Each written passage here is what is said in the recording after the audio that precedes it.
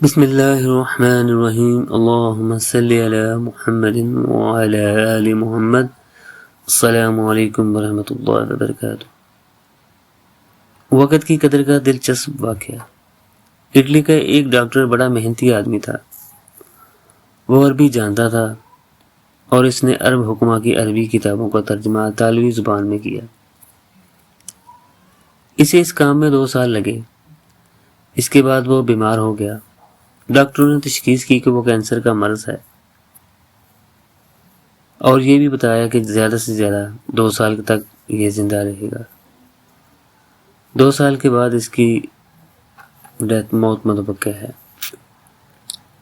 اب وہ بستر پر آرام کی حالت میں تھا۔ اس کے دل میں یہ آرزو پیدا ہوئی، کاش میں عرب حکمہ کی باقی کتابوں کا ترجمہ بھی اپنی اطالوی زبان میں کر دوں تاکہ مخلوق کا فائدہ ہو۔ چنانچہ اس نے فیصلہ کر لیا کہ ترجمہ کرنا ہے۔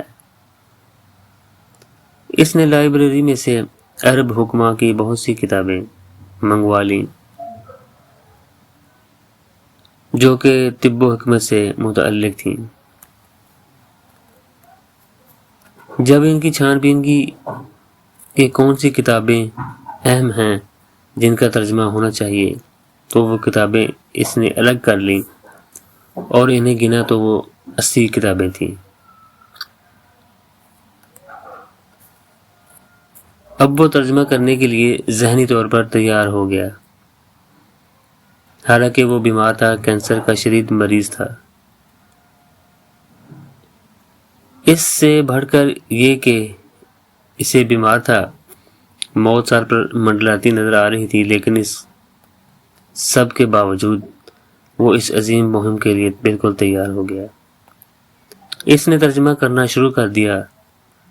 اسے ہر دن وقت کے کم ہونے کا احساس بھی دامنگیر تھا،